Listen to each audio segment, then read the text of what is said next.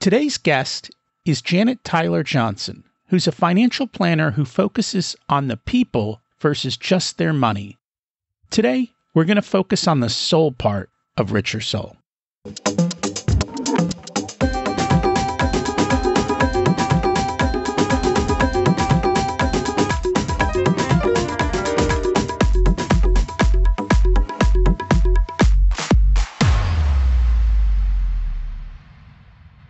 Welcome to Richer Soul, Life Beyond Money, the last baby step. Imagine it's 12 months from now. You've achieved your major life goals. How does it feel to be in the best shape of your life? To wake up energized, excited about the day? What's it like to have great relationships, friends who support you and propel you forward?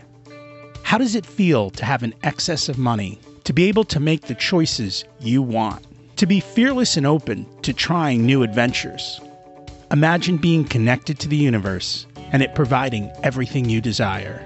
It's possible over time. Your past does not dictate your future. The only thing holding you back from this vision is you. It's time to take control of our thoughts and use them to our advantage. I help people live the life of their dreams and bring balance to health, wealth, relationships, time, and spirituality. You can learn how by listening to the framework in episodes 1 through 9. It's simpler than you can imagine. You can also hear actual coaching calls by looking under the coaching call tab on richersoul.com. You'll also find all the show notes for this episode there, and there's a link in this episode. I send out a monthly email, and you can sign up while you're there. In the monthly email, I share the best articles I read this month, let you know about upcoming episodes, and share a little wisdom. I also share the most interesting articles I read on Facebook at facebook.com/Richer Soul. I was recently chatting with one of my coaching clients who mentioned she was tired of her work and it was draining all her energy and she wanted change. But she couldn't see options of how to bring about that change. I knew her financial situation well. I knew the work she was doing and what kind of knowledge she had. And I also knew that it could be better utilized and better rewarded. We discussed some different options, and she took my advice, and she received 3 job offers for significantly more money than what she was making. She didn't pick the highest job offer, and when she turned them down, they actually upped it by a significant amount, and she still turned them down. See, it was more important for her to have balance in her life. And it is for the rest of us too. In today's episode, we're really going to dig into that. That coaching had a 100x return for her from both an improved financial situation and an improved lifestyle and work situation. So, we're going to explore more of that and how toxic work situations can be changed and how you can make your own changes. I've met Janet before, and I've been following her work for years. While she helps people escape corporate life, she is also into the softer side of life. I think we've lost our connection to the universe since we're all so busy. Modern medicine tends to be a band-aid to our ailments. I'm not sure how much of the connection of stress and disease is, but wouldn't it be wonderful to find a way to inner peace? Today I want to learn from Janet how to get in touch with my soul and experience even more gratitude. Janet left corporate America in 2005 and she never looked back. She finally has the time and money to enjoy things that are important to her, no more living for the weekend. Since 2005, when Janet escaped, she's helped hundreds of clients plan and implement a successful escape plan. But she doesn't stop there. She also helps them create soul-based businesses where they can thrive. For the past 30 years, she's been a certified financial planner professional. In her career, she's worked with small firms, mid-sized firms, and large firms. She left her corporate job running a wealth management division of one of the 12th largest CPA firms in the U.S.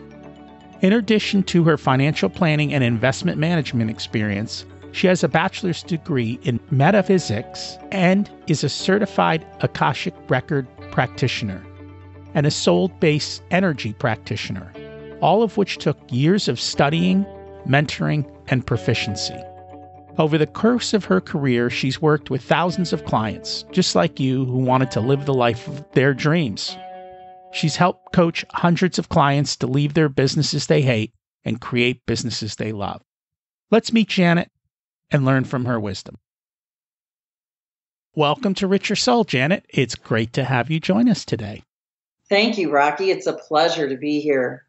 The honor's all ours. So, we always like to start at the beginning. What was it like when you were growing up, and how much did your family and school teach you about money? Oh, I'll give you the short answer first. My school taught me nothing other than how to write a check, I think, in high school. My family was a little different. My dad was an airline pilot for United Airlines, and my mom was a registered nurse by education, but she stayed home and raised us kids. And I got some real clear money messages as I was growing up. And there's no judgment here. It's just the way that it was. My dad was the spender in the family, and my mom was the saver in the family. And both were kind of at extremes. And I felt, now looking backward, I really feel very blessed with that because it put me in the middle. I really could see that probably neither one of those was the exact right way to handle every financial situation. And I have a lot of neutrality around money. There was no conflict in our home around money. My dad kind of controlled the money. In fact, it was kind of interesting that he didn't want us kids to know how much money he made because he didn't want us telling other kids in the neighborhood how much money he made. There was a lot of humility, and I think that might have to do with the age group that they were in. You know, my mom's parents came out of the Depression. My dad's parents came out of the Depression. And there was almost this reticence to broadcast your success. So I saw both spectrums and kind of chose to be in the middle, paying attention to all of that. And that's quite interesting. I think too often people look at decisions of yes or no. And I tell people, when you look at a decision, it's between A and Z. And in the middle is M, which is the middle. It doesn't always have to be that's yes or no. And it's intriguing that you were able to see the spectrum and then find the middle and the balance between those two areas.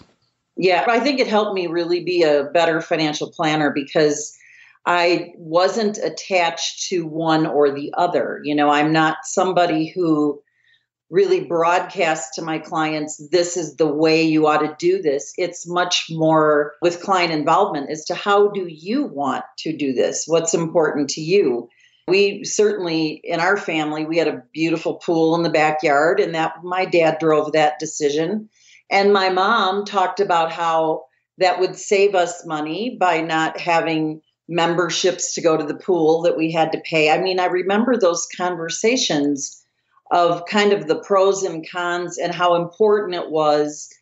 My mom wanted the neighborhood kids at our house rather than us being at their house. So this was all driven by their values. It was really a good learning ground for me.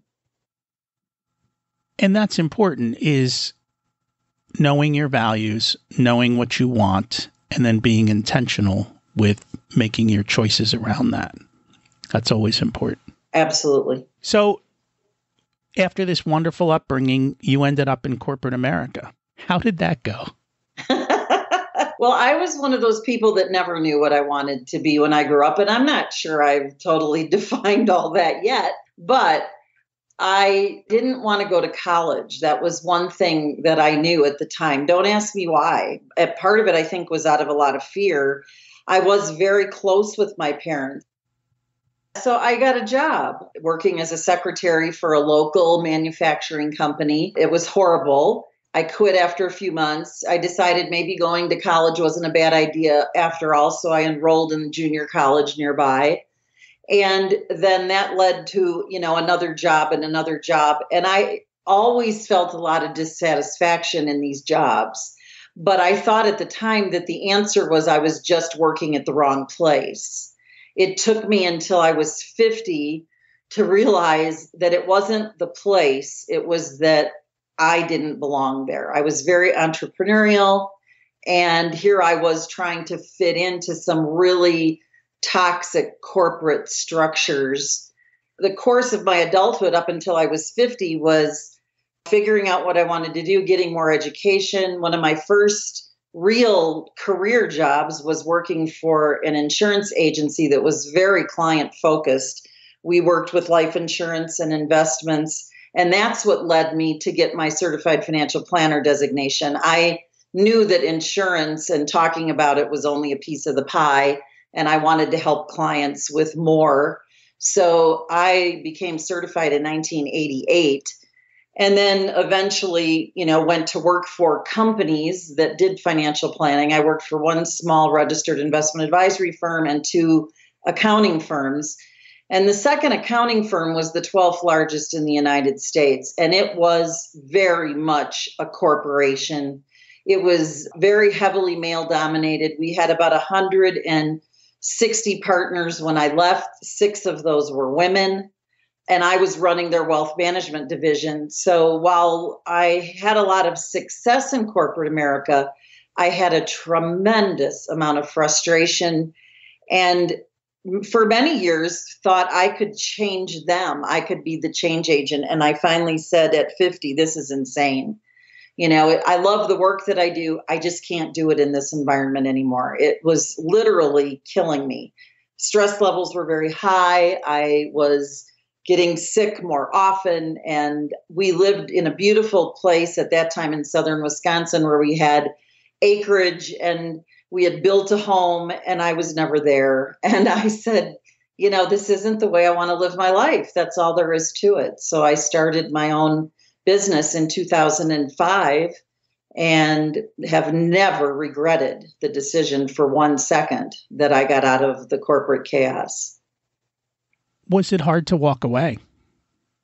No, it was hard to stay once I'd made the decision. I was fortunate at that time to be working with a business coach who I had hired through the company to try to help me in the role of leadership. I mean, I was managing a huge division. I had about 65 people reporting to me at one time in one way, shape, or form. And it was so overwhelming. I was working on productivity and reducing stress and all those things that most of us have to deal with when we're in the corporate setting. So once it became clearer and clearer to me that I just needed to be out of that corporate world altogether, instead of hopping from one job to another and thinking the next place would be better, I was actually kind of going from the frying pan into the fire every time I made a change. So once I made the decision, I had to give them 4 weeks notice, which seemed like eternity. And for about 6 months prior to that,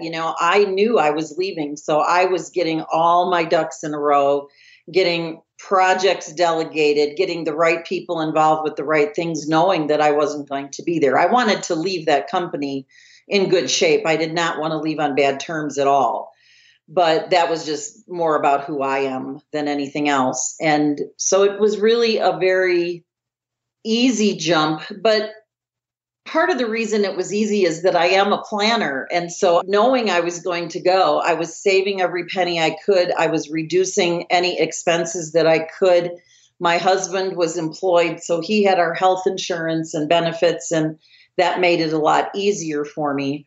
But I think even if I hadn't been married, I think just putting the right pieces in place in order to get my escape plan all together, the best day, and I remember it clearly, was writing my little 2-sentence email to my boss saying, let this serve as my 4-week notice. Thank you for everything. Sincerely, Janet. And people were shocked. But 4 weeks later, I was out of there. And what was it that shocked them? It's funny. I always thought, because of the stress being so high, that when I was in the corporate job, I thought of myself as kind of a complainer. When I saw something that just wasn't right, I didn't stay quiet about it. And I thought for sure people would have known that I was unhappy. But even the guy working in the office next door to me, the day that I sent out this letter of resignation, he came in with his mouth hanging wide open and said, I had no idea. And I almost burst out laughing. It was like, how could you have no idea? I mean, I'm not quiet about the fact that I was totally dissatisfied with the way things were going around here. So I just think that they either didn't think that I would ever have the courage to do that, partly because they didn't, or just were so busy with their own stuff that they weren't really paying attention. And that makes sense. I mean, people are busy with their own stuff. And if you don't see another possibility, you just assume that this is the way life has to be. And it doesn't. If you're intentional and you have a plan and you figure it out, you can do things differently. Absolutely. Absolutely. So you said one thing. You said that while you were there, that you looked at the planning as just one part of it, the financial planning. What did you mean by that? One part of why it made it easier to leave? No, one part of dealing with the customer, I think more so. Like the financial plan was a piece of a bigger plan. Oh, that's when I was working in the insurance world. Yes. Yeah, I knew at that stage of the game because I was getting questions from clients on other financial topics other than insurance, that at that time in the early 80s, mid 80s, I wasn't qualified to help people with those questions. And that's what led me to go through the coursework to get my certified financial planner designation. Okay, so you were talking more of a wider array of financial planning topics and areas that you could help them with. Absolutely. I needed to build my knowledge base. Very true. And I've had financial planners on in the past. I've had people who've left the financial planning industry. And I think it's becoming more talked about today is what's a fiduciary and how do you truly find a financial planner who's got your best interests at heart? I agree with you. I think it is becoming more commonplace. In the last few years, I've had people ask me if I was a fiduciary. And I think it's going to get to be a bigger conversation here in the near future, given the fact that we've just seen some legislation kind of get thrown under the bus. And I think being a fiduciary is going to be a very good differentiator for people. Not that it guarantees that you're doing the right thing, but you're held to that level. When I get the regulators in my office looking at what I'm doing, I have to prove that my clients' interests are coming first.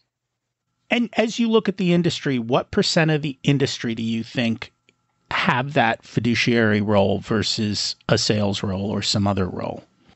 It's definitely the minority. The vast majority of people are in a sales role. They may be working in a combination of ways where some of the ways they get paid are fees and some are commissions. But to truly be held to the level of a fiduciary, I would say we're really in the minority. And that's okay. I mean, I think, especially when you're self-employed, you get to choose the business model that you want to build. And I could work any way I want to work. You know, I'm self-employed. So I chose, and I've been lucky that since I got out of the insurance job, I have always worked in situations where I was a fiduciary, always. For the RIA that I worked for and for the two accounting firms and then out on my own. And I couldn't see it any other way. I wanted the client and I to be vested in that client's success together. I didn't want to be getting paid based on which product I sold. I want to get paid by my client because they value the advice that I'm giving them.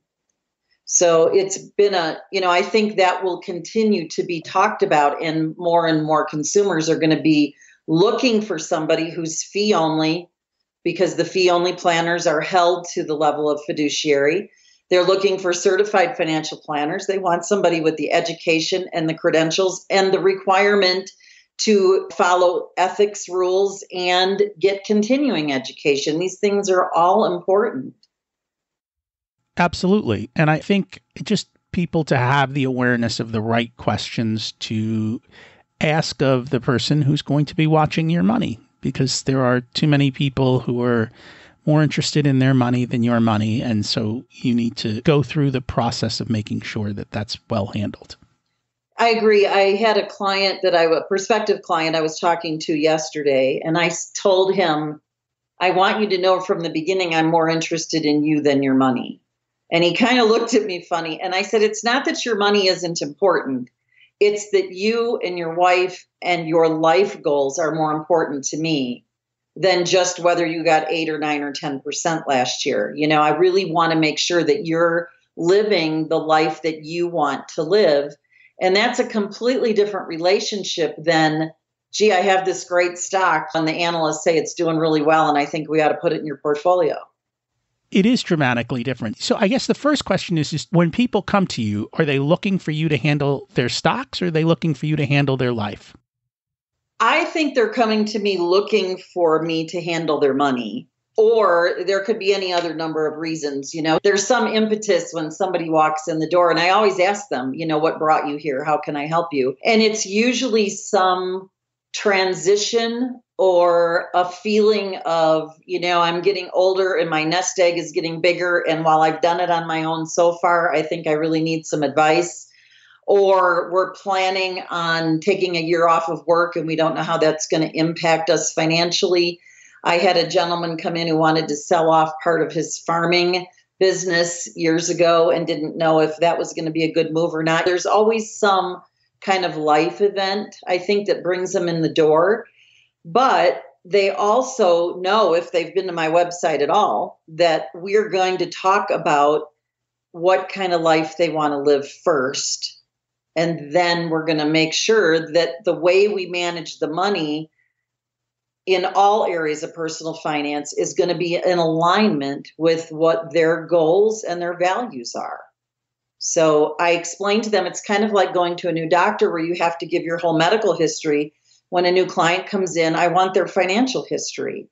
And I want to learn about the way they grew up. Just like you asked me in the beginning, Rocky, about how I grew up around money. I want to find out how they grew up about money and how they feel about it and what they're really hoping that money can do for them.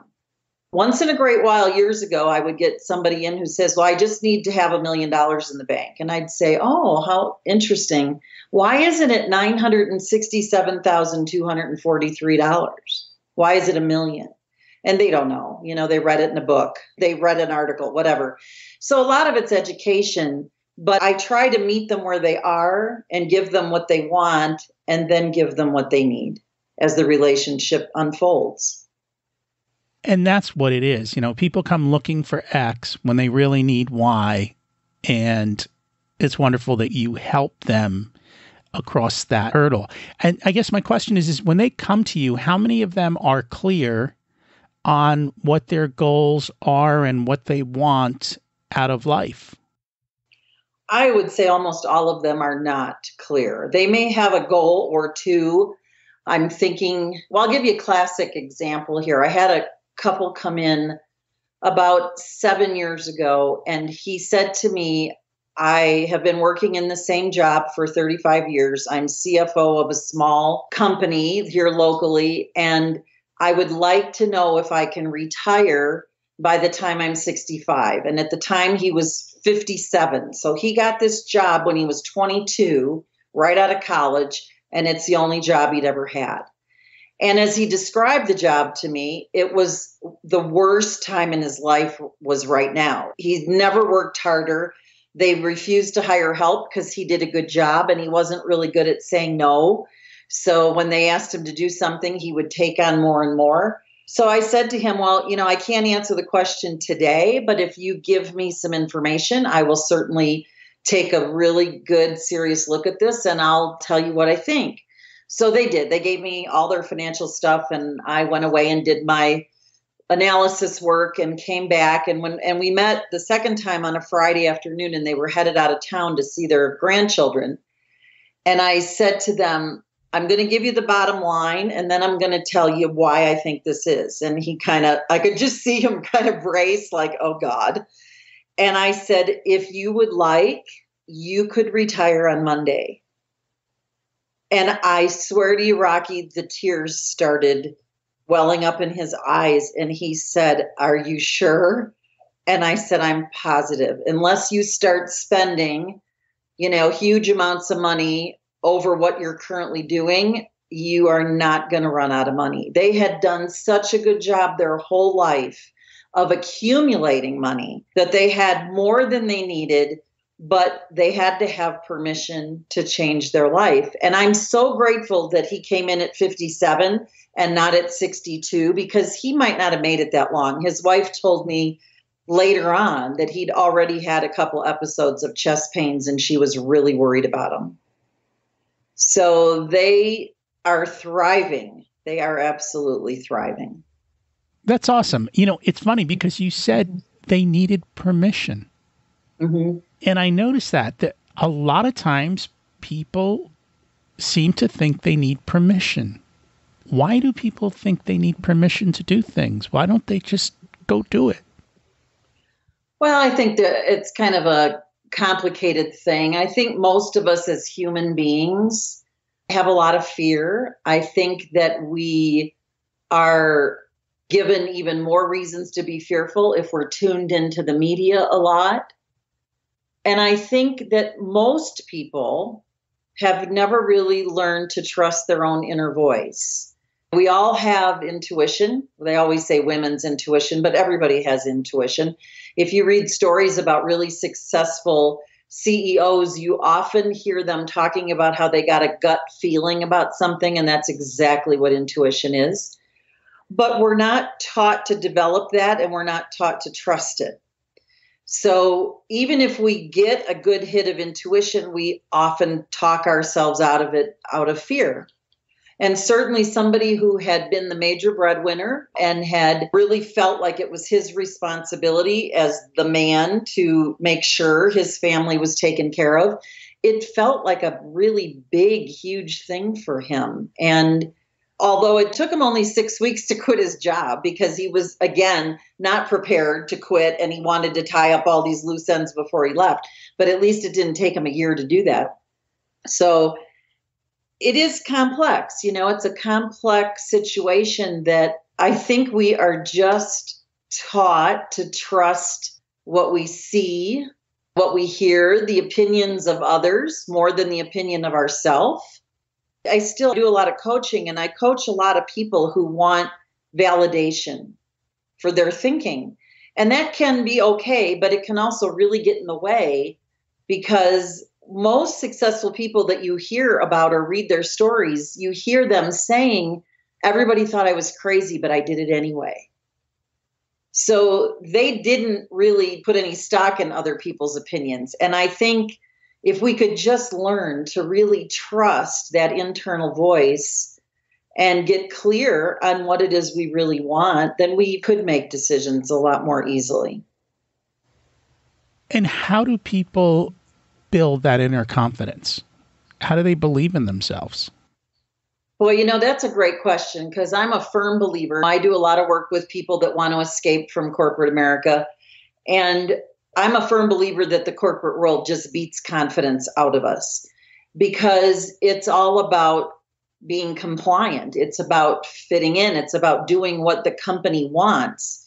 So it's not about standing out and being who you really are. It's about often kind of tampering yourself in a certain way. I mean, in the accounting world, and I'm sure not all accounting firms are like this, but the ones that I spent the most time in, it was almost comical when you went to a company-wide meeting and you saw nothing but blue or black suits. I mean, very few people dressed any differently. It was kind of the corporate look and the corporate way of being. And that if you were trying to be different than that, they penalized you, especially in the last firm that I was in.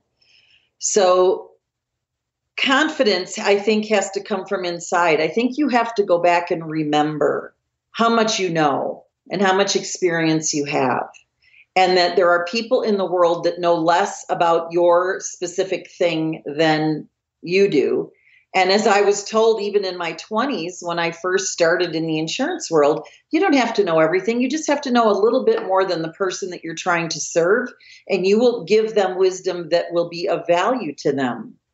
So you have to kind of really tap into this belief. And this gets into a big area here of self-worth. But I truly have come to believe that every person on the planet is as valuable as any other. We all have different skills and experiences and talents and gifts, but that's what makes this world work. We're not all the same. And I see people absolutely blossom when they let go of all the beliefs that are not serving them about how they should be, and they just start being who they are. Because how could you not have more confidence? I mean, like me, I've written a book and I do some public speaking, and, I have certain talents in certain areas, but there's a lot of stuff that I'm not good at all. But that doesn't make me less of a person. I'm still valuable. And I know Jack Canfield, who wrote the Chicken Soup for the Soul series, and he's got a book called The Success Principles, which is absolutely fabulous. He always says your net worth can be really totally correlated with your self-worth. The better you feel about yourself, the more confident you are, the easier it is to make money, get the promotion, work for the company you really want to work for, whatever it may be. So it's not always easy to do it on your own. I know in my world, I've struggled with self-worth since I was a kid, and I don't know where that came from. I had a wonderful childhood, but I always felt kind of less than in some way. And it took coaches to say, Janet, seriously? I mean, I want you to think about this for a minute. Think about all you've learned. I mean, when you hit a certain age, I think you start to realize I have forgotten more than most people know. It's just a product of being in your world every day, and I read and I absorb, and there's a lot of knowledge and wisdom that comes along with that. Doesn't mean I'm smarter than anybody else or the smartest person on the planet. It's not about ego.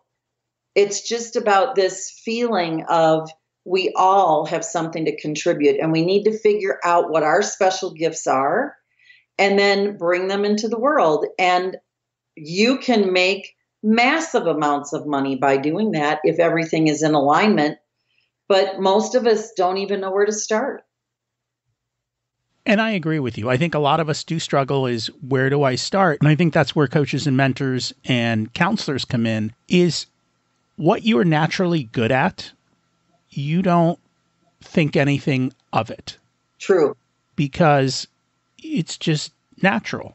So you don't value it, but the rest of the world does. And you need somebody to tell you, hey, that is a talent. That is really great. And then you've got to have the confidence to actually believe that it is and kind of pursue it. And that requires outside people helping you to see that and work on it.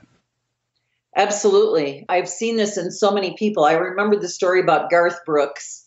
And Garth, I've seen in person. He's such a tremendous entertainer, but he never thought of himself as a great singer. And I remember at one point in his career, he asked somebody, do you really think I should go get some training for my voice? And fortunately, whoever he asked said, hey, you have a thing working here. Let's not mess with it. If it ain't broke, don't fix it. And I think that's true for a lot of us because we compare ourselves to others. Our society has us doing that, right? So that you wear the trendiest clothing and you live in the nicest home and blah, blah, blah. It's all about comparison and consumption. But when you start being who you are, whatever that means for you, and sometimes it takes a little bit of digging to kind of figure that out. It's just like in my case, somebody asked me one time, where do I lose all track of time?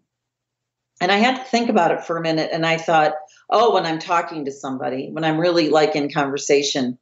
And then they said, what kind of conversation? And took me deeper. And I said, I am no good at chit chat. If you see me at a party and everybody's talking about the latest news or what their kids are doing, that is not attractive for me. But to get in a meaningful conversation like you and I are having right now, I will have no idea how much time has gone by. So naturally, I'm a communicator. I'm a teacher. It took me a while to figure all that out. But again, doing public speaking, somebody said to me once, how much professional training have you had as a speaker? And I said, none. And I may not be the most polished speaker, but I speak from my heart. I speak from my intuition sometimes. And I just try to help other people, whatever that takes. So there are other people like my husband who said, oh my gosh, if you made me get up on stage, or even if you wanted me to write a book, like that would be my hell. That's not what he's good at. And he knows it, but he's good at so many things that I will never be good at.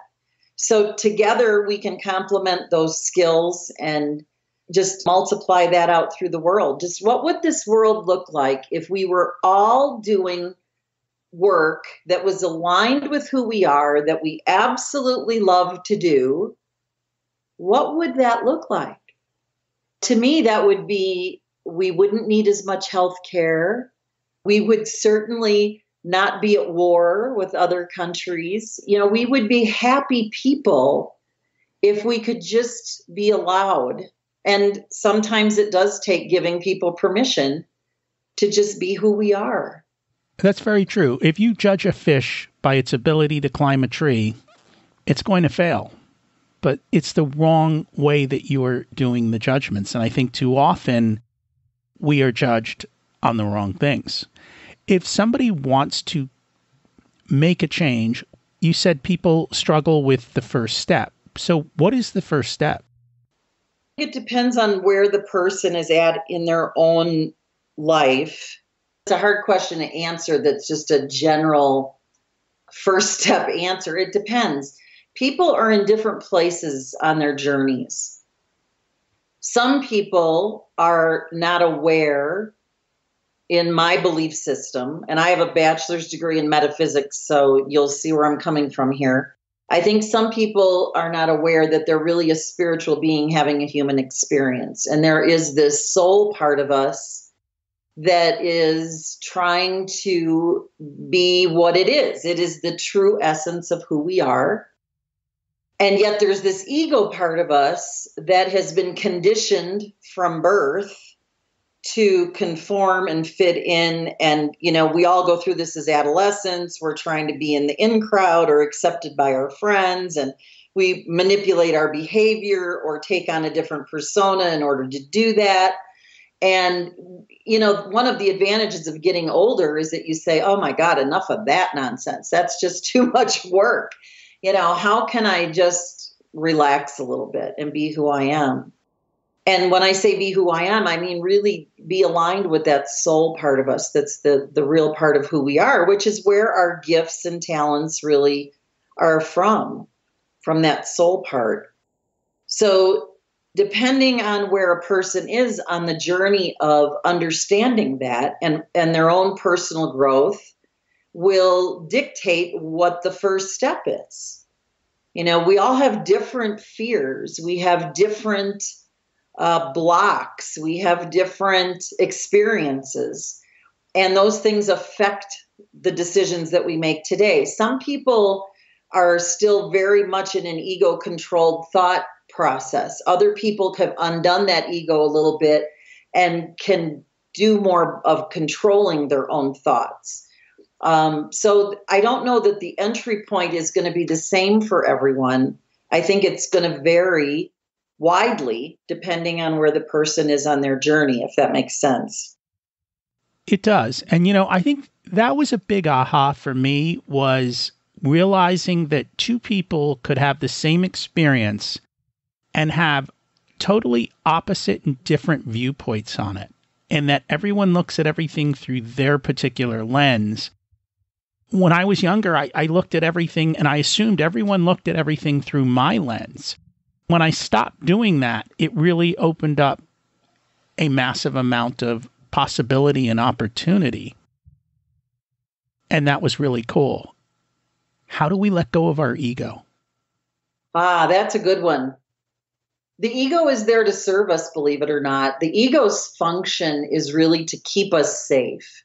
And I often tell clients, I just think it's on steroids. We're not going to die if we quit our job and start a business. It's just not going to happen. I mean, we might die crossing the street, but it still gives us an amount of fear that feels like the flight or fight, right? It's that primitive part of the brain that says, oh my gosh, danger, you're going to get eaten by the bear. So don't do that. Don't leave the cave. So it's really in the process of keeping us safe, it's also keeping us very small. And I think the first step with loosening that up, if you will, is to be aware of it and say, what am I afraid of? And why am I afraid of that? Doesn't this feel bigger than it really is? And if the answer is yes, then it's just nonsense. It's just that ego part of us trying to keep us safe. So I'm grateful to my ego for wanting to keep me safe. I'm just not grateful for the way that it sometimes goes about it, because it can cause procrastination. It can cause resistance. It can cause us to get caught up in Facebook all day and not doing the things that we said we were going to do on our planner or setting or working toward our goals. So I think part of it is acceptance and awareness. And once we become aware, then we can start to choose, what are we believing and is it still true for us? A lot of the beliefs that we have are caused in childhood, made with a very childish brain, right? I mean, if you're 6 years old and your parents are fighting about money all the time, as a kid, you say, well, you know what? If I just never have money, I won't have to worry about this. Then you find yourself as an adult having trouble making money or accumulating money or even dealing with money. If you can get back to the belief that somewhere along the line you took this on as a truth, you can say, wait a second, I might have felt that way when I was 6, but I don't believe that anymore. So the beliefs and the ego are kind of tied in together at points. And it is a process, like I said, of awareness and letting go and re-examining every thought that we have. Dr. Wayne Dyer, who was really a mentor to me. I've read probably just about everything he ever wrote. He passed away a few years, but he has a book out called Change Your Thoughts, Change Your Life. It's all about paying attention to what you're thinking. And science is proving that most of the thoughts that we think all day are not really our thoughts. They're just coming from this primitive part of the brain, and they're distortions. They're based on beliefs that are no longer true. That's this ego trying to keep us safe. If it was up to the ego, we would live in a closet. We would never go outdoors. We would never take risks about anything. We wouldn't get into relationships. We might get hurt. That's the way that it's kind of taught to operate. But again, re-examining these things and saying, you know what, I don't want the ego running my life. I think I want me and my soul to run my life. So let's just take a second look at everything that I believe. And then I'm going to ask myself, is it really true? And if it isn't, I'm going to change that belief. So it gets back to the confidence question that you had. If you don't feel confident in your own abilities, somewhere along the line, you took on a belief that you're not as good as somebody else, or that you're not as smart as you thought you were, or somebody told you, maybe as a kid or in school, who do you think you are? You're not the smartest kid, or whatever. Could have come from a friend, parents, any situation, our religious upbringing. All of those places and people try to instill beliefs in us, mostly with good intent, but it doesn't always work out in our favor. I think as we reach a point of dissatisfaction, we have to say, how much is this even real? Why am I living where I'm living? Why am I working where I'm working? Just because I went to school to get a degree to be an accountant doesn't mean I want to be one. And yet somebody may say, well, my God, you put in all that time and effort, you can't give that up. And some people believe that. So we rationalize. Our mind is an amazing thing. It can do amazing stuff for us or not. It can do some things that really are not necessarily in our best interests. So it's an exploration, and it takes honesty and courage to look at these thoughts and say, I'm not going to believe in that anymore. And you can do that. You first have to question everything. And we had a whole episode with someone else. That was the ultimate question. Is it true? Are your beliefs true? Or are they just that you looked at a situation through a particular lens and you're just looking at it wrong? and that you need to reframe what you're doing. As you were talking, I remember a book that I read a while ago, and I haven't mentioned it in a while. It's from Napoleon Hill. It's Outwitting the Devil. Have you heard of that one? I haven't. Okay, so it's Outwitting the Devil. So he wrote this book in the 30s. His family wouldn't let him publish it. He said, "This is too controversial. You cannot publish it." It actually didn't get published until 2011, far after he died. What he basically said in the book is, the devil wins when you're in the drift, meaning you don't have clear purpose and clear direction in your life. It came along the lines of what you mentioned. School puts you in the drift. Religion can put you in the drift. Other people can put you in the drift. And it's that constant thing of taking away your confidence and taking away your desires. And that was what the book was about. Be intentional, be purposeful, know what you want, and all of a sudden everything changes. Yeah, and you can be real light about that. I think people get really hung up sometimes on, I don't know what my purpose is, or I don't know what I want. But I want them to think back to childhood. If you look at a young child, they laugh like 300 times a day on average. I think the statistics are it's over 300 times a day for like a 3-year-old, and for an adult, it's like 13. It's like we have forgotten how to be joyful. So I ask people, what brings joy to you? If you're thinking about what your purpose is, it's really tied into what brings you joy. It may be being a parent. It could be any number of things that really is joyful to you. And I always use the measures of, what am I doing when I lose all track of time? That's usually when I'm doing something very joyful. Because we all know when we're doing something we don't want to do, we're watching the clock every 3 minutes. People that are talking about, I can't wait until it's Friday, thank God for Friday, they're not enjoying their work.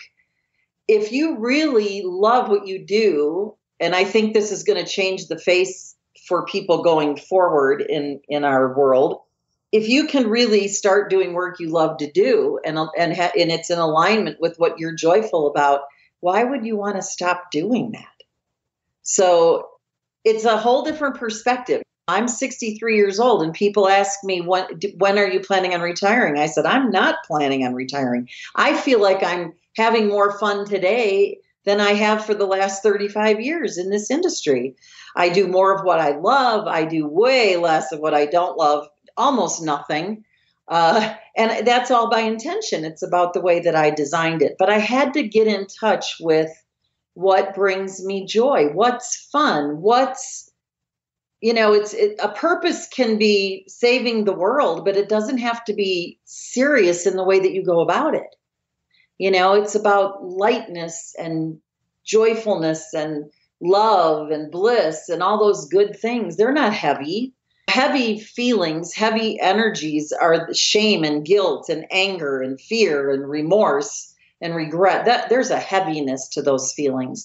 But when you get out of a toxic situation, whether it's a job or a relationship or whatever it may be, and you start feeling more joyful, you feel lighter. You hear people say all the time, oh, it's like I got this monkey off my back. This burden has been lifted. We feel lighter. And those are the signs we have to pay attention to be able to craft a life that we truly love.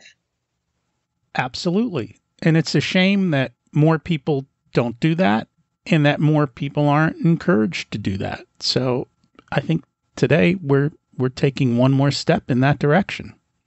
I hope so. I'm reading a book right now called Dying for a Paycheck. And this gentleman, I don't have his name off the top of my head, but I can get it quickly if you want it. He's writing about how the whole healthcare problem in our country is created by the way we work. That the stress, and the disease that comes from stress, the heart attacks, the cancers, all of this would be alleviated if we were not working in toxic situations. And I can't speak to that more.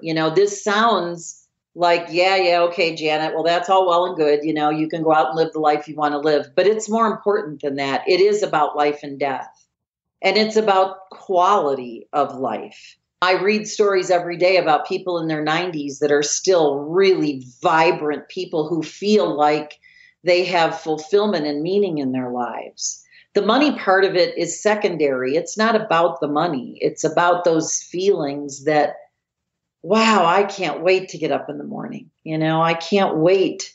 No, whether it's going to work or being with your grandkids or volunteering or whatever it is you choose to do to spend your time.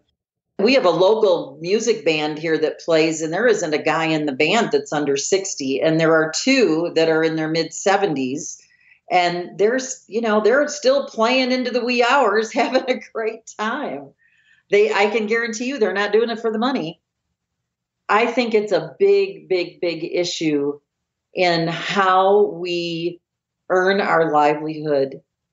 Are we doing it in a way that allows us to be who we are meant to be? Whatever that means for that individual.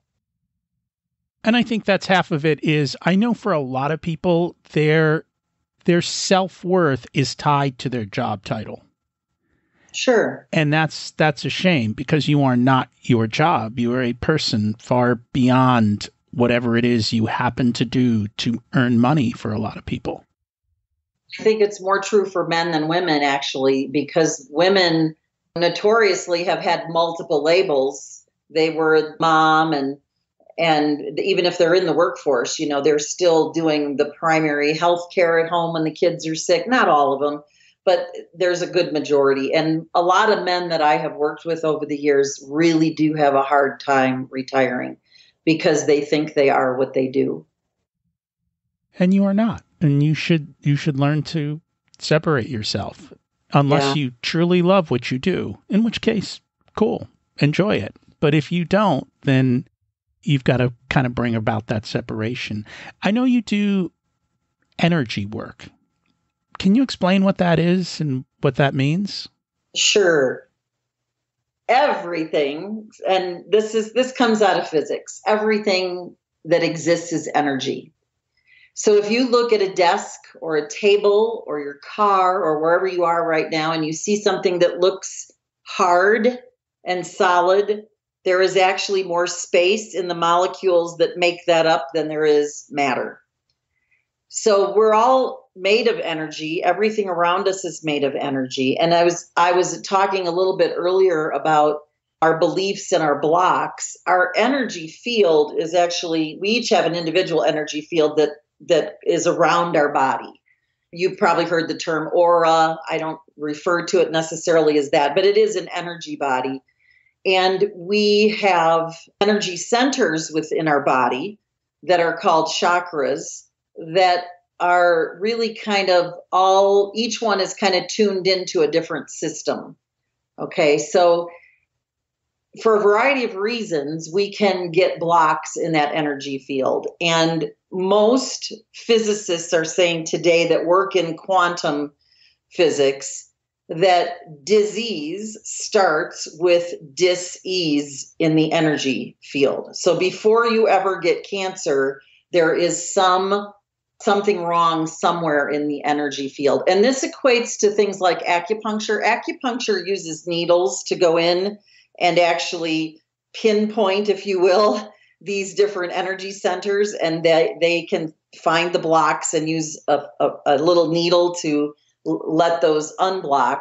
I can do energy healing more from the soul level. I don't use needles. I don't touch anybody. I don't have to do that. And I can even do it remotely.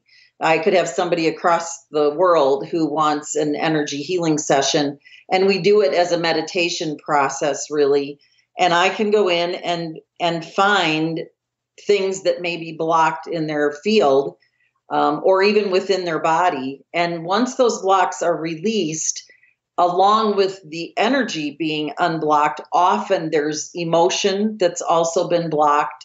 And we start to feel a little bit more aligned with our soul, which really results in just feeling happier. I was seeing an energy healer. That's how I learned about all this in my early 40s. What led up to it is I'd had 2 marriages fail, and I had a number of other relationships that I finally realized this is about me. It's not about them. There's something in me that's attracting this certain type of man. And I was really ready to go to a therapist when a friend of mine said, well, therapy's fine, but I have a friend of mine. I'd like you to meet him. And I said, okay. And I was as skeptical as the day is long. I mean, I thought, I'll be damned if I'm going to go in and give some guy money because I tell him a story and he's going to turn it around and tell me to go do this, this, this. But when I got into this gentleman's office, all I felt was love and acceptance and humility. And he was a giant of a man with a huge heart who simply said to me, what's going on, Janet? What brought you here? And I said, well, I just can't get a relationship to work. And he said, okay, let's see what that's all about. He didn't ask me any questions. He didn't have me talk about my past. It was the easiest, most passive thing I've ever done in my life. He asked me, as he was doing his meditation work, what I was noticing in my body. And I would notice tingling, and I would notice hot or cold or tightness. Like when you get that feeling of that pit of the stomach, when something isn't right, you feel it in your body. Well, that was me for the first time really noticing the energy in my body. And your body doesn't lie. Your brain can rationalize, but your body can't do that. Your body is going to tell you the truth.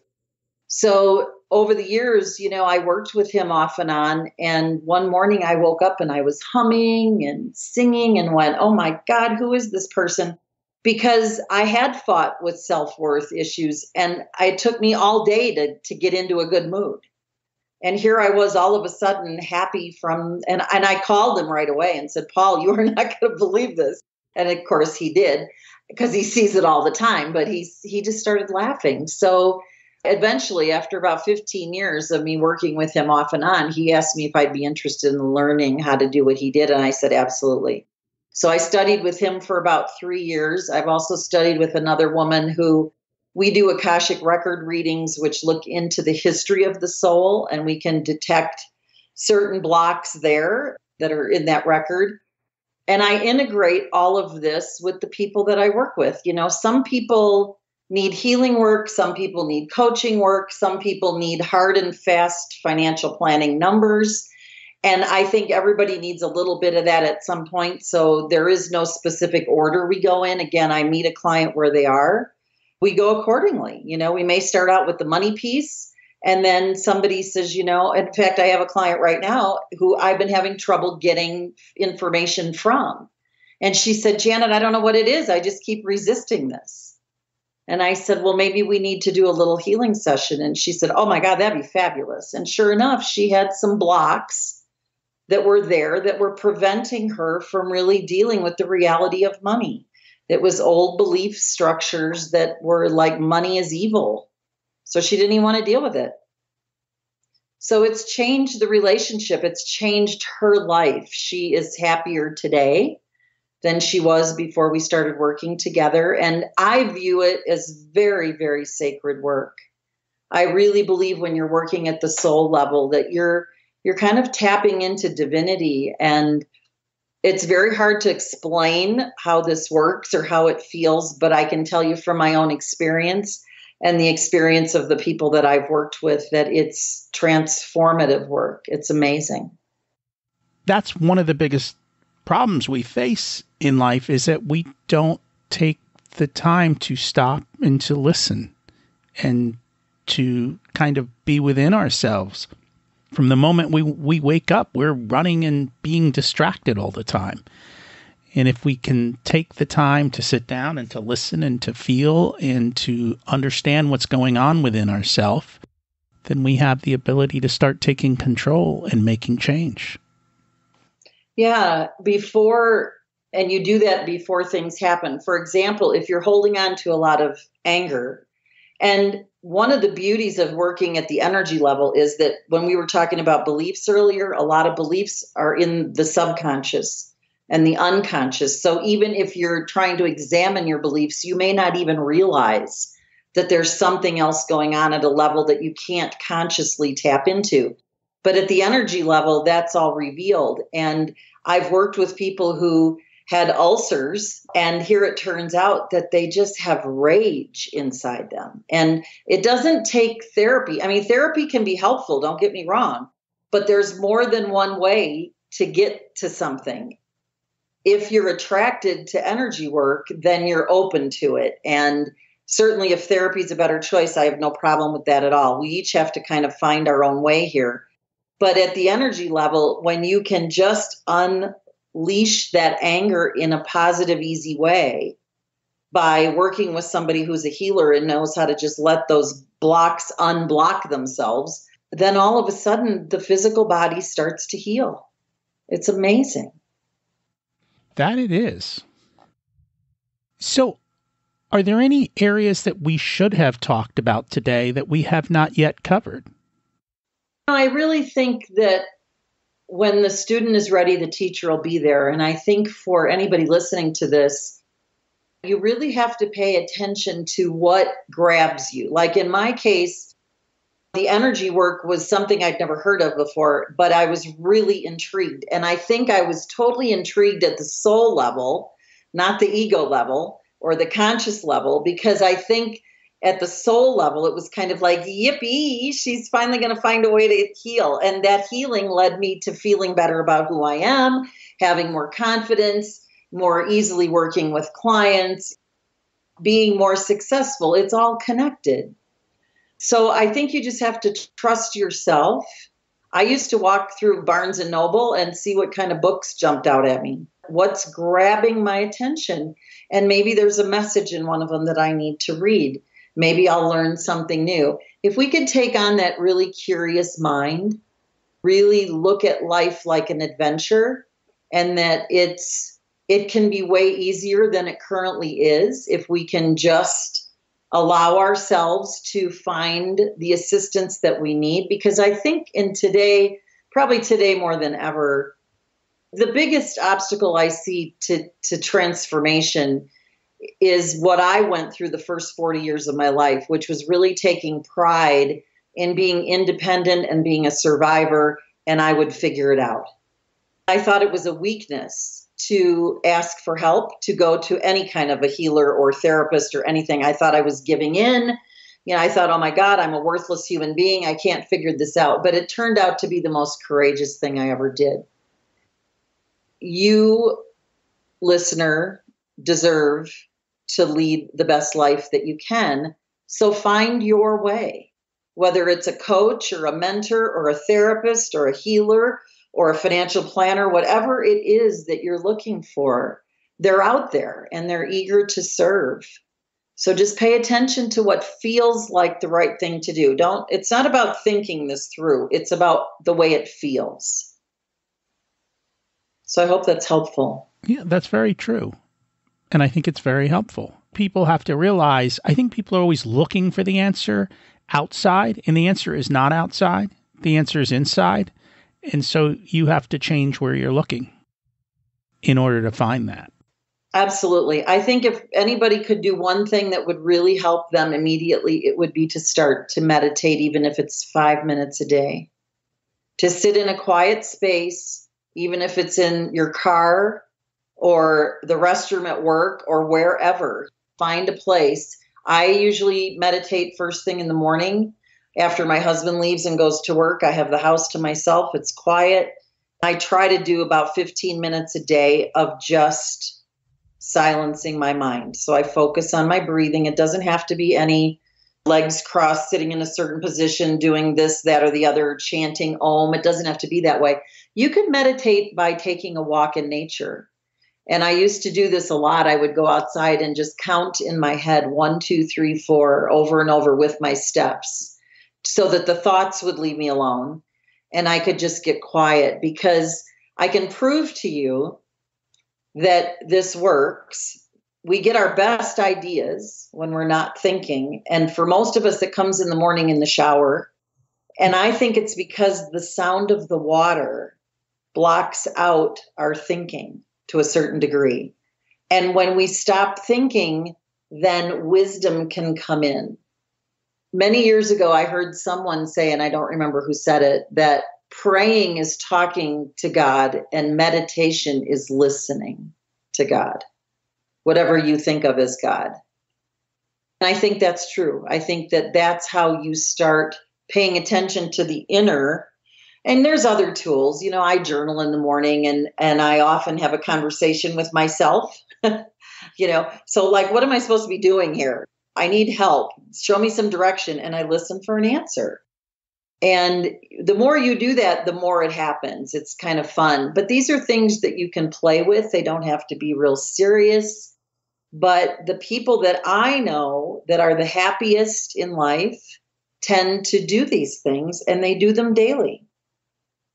It really makes a difference. In fact, there's a guy at the University of Wisconsin by the name of Dr. Richardson who's been studying the effects of meditation. He brought in a group of Tibetan monks and saw that their brainwaves are actually different from people who do not meditate.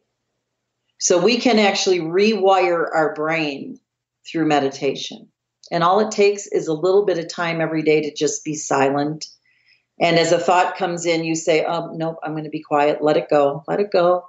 Go back and think about my breathing. Just pay attention to my breathing. That's all I have to do. Usually I get really great inspiration when I do that. That's where my moments of clarity come from. If I don't know what makes me happy, then I sit in meditation and I ask, what makes me happy? And I wait for the answer to come. And sometimes it comes right away and sometimes it doesn't. But that's okay too. We have to kind of be unattached to the results, yet know that it's very powerful. That's very true. I was going to ask you for an action step today, but it sounds like that would be a perfect action step, unless you have something different.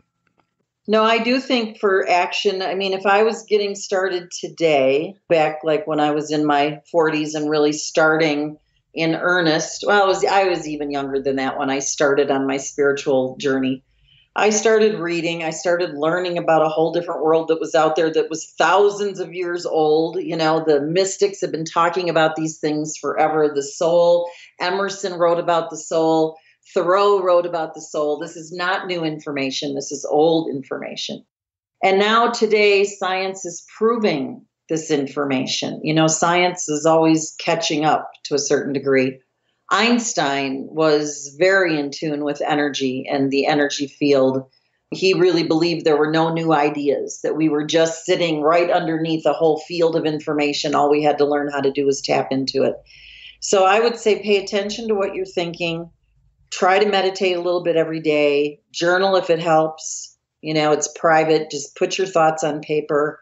Look for any other tools that really resonate with you, that seem interesting, that you might want to try. Explore. It's the exploration of you. I once said to Bob Veras, who's a very well-known journalist in our world, I said to him one day, Bob, maybe I'm all screwed up, but I look at my bookshelves and 2/3 of them are on self-growth and spirituality, and about 1/3 of them are in finance. And he wrote back and said, and isn't that the way it's supposed to be? So it is this inner part of us that is crying for our attention. And when we don't pay attention, not such good things can happen. I'm really healthy at my age. I'm happy. I have a great view on life and the world, even though there's a lot of chaos going on. I'm not in denial about any of it. But I hold out this thought that only by exposing the dark are we going to be able to transform that through the light. And so things have to be brought out into the open, including us. It's been the most pain-free thing I've ever done. I think that's what grabbed me about energy healing work, is that it was passive. I didn't have to retell my story. I didn't have to relive my bad experiences. I was kind of lazy about the whole thing. I didn't want to have to do a lot of work. I didn't have to do any, actually, with energy healing work. I sat in a chair and answered a few questions about what I noticed in my body. And after a period of time, my life just started getting better and better. I can't encourage people more strongly to explore who they are, not just at the personality level, but beneath that. What really drives me? What do I really love? What's my most important values? Let that be your guidepost for how you want to live your life. I couldn't agree anymore. And I think it's a journey. It's never too late. You just have to start going down that path and figuring it out for yourself. It will take time. It's not something that's going to happen overnight. This is a lifelong journey that we're on. Yeah, I had a friend of mine the other day say she doesn't do a lot of this stuff, but she's open, kind of like inquisitive. And she said, I'm very happy. I'm afraid to do some of the things that you're suggesting people do, Janet, because I'm afraid I'm going to find out I'm not really that happy. And I said, well, I couldn't help but laugh, but I said, that's not what happens. What happens is that you start to be happier than you ever knew you could be. It's kind of like the sky. How high is up? I don't know. And I don't know what it's going to feel like next year when I'm even happier than I am right now. But I do know that it's possible because I continue to have life be more of a treat to me every day. It's a gift. It's exciting. I don't have to do a lot. I don't have to go places. I just have to be. I never could be when I was younger. I had to have the radio on all the time. I couldn't sit in silence. I didn't like who I was. I didn't even want to be alone. I was always looking for distractions. And that has all dissipated. I now feel like no matter what happens in my life, I'm going to be okay. So there's a real feeling of safety and security and peace that comes along with some of this. It doesn't have to be hard. It doesn't have to be diving into the depths of your soul. It doesn't have to be that way. It can be really fun and exciting. And that's the way life should be, fun and exciting. Yeah. It's up to you. You want to live a thrilling life, then make that your goal and go out and start doing that. Right. If people want to find you, learn more, what's the best way for them to connect? I would send them to my website, corporatehostagenomore.com. Which, by the way, that title came to me in a complete moment of inspiration. I was out walking one day. I knew I wanted to help people get out of these corporate jobs. And on my walk, I heard the words literally in my head, corporate hostage no more. And I went, oh my God, that doesn't even need a tagline. People are going to get it. So it's corporatehostagenomore.com. You can sign up. There's a free checklist there that is available to people on how to get out of a corporate job. Where do you start? And that checklist takes you through escaping your transition, your actual resignation, and then how to start creating a business that will nurture and sustain you. If they don't want to go the website route, JanetTylerJohnson@gmail.com always works as well. There you go. 2 options. If you want to change your life, here's an opportunity. It's up to you to do the work and to figure it out for yourself. Or get help. Yep. Well, yes, you need help. But you've got to step up and say, help me. So right. You've got to raise your hand and be willing to do the work. The person isn't going to carry you. You've got to carry yourself. And that's the reality of it. It just starts with a single step saying, I want to learn more. I need some help. I want some support. How can that best be done? I don't want to try to do this alone anymore. And I think a lot of us feel alone, like nobody else really understands what we're going through. And I get that because I've been there, and that causes depression. So I think the way out of that is to understand that there is value in community. There's value in being with people who have been where you are and have gone through what you're going through. Even if it's not identical, there's enough similarity that they can give you a different perspective that can help. In this day and age, we need it. We just need to rely on each other a little bit more. It's a give and take. I learn as much from my clients as they learn from me. So it's not simply me just expounding. It's really a partnership in better living. And that sounds cool. And I encourage people to check it out and to take that next step or that first step and build the life of your dreams, because we only have one and we only have so much time. It's a pleasure having you here today. Thank you so much for joining us. My pleasure and my honor, Rocky. Thank you so much for having me. So this kind of begs the question, are you thrilled with your life? What's the next step for you? Finding that balance between your soul and ego is difficult. Take the time to just sit quietly and clear your thoughts to see what happens. Meditation is nothing more than quieting your mind, and we could all use a little inner peace. Is there someone you know who could benefit from what we talked about today? Please share, as it helps you to build social capital, create better relationships, and start better conversations with the people you know. They'll truly appreciate you for it. What's preventing you from moving forward, and who are you putting on your team to help build the life you deserve? Taking no action creates a far worse outcome in life than trying something and failing. Can I help you achieve your goals? Just email me, and we can start with a short chat to see if we're a good fit. If it's not me, then find someone, because we all need help. Throughout these episodes, as we hear from people who've had success, they've all had help. You need to find your guide. You can reach me at rocky@richersoul.com. I'd love to hear how you're doing and how the information I shared has helped you. Thanks for listening. Have an abundant week.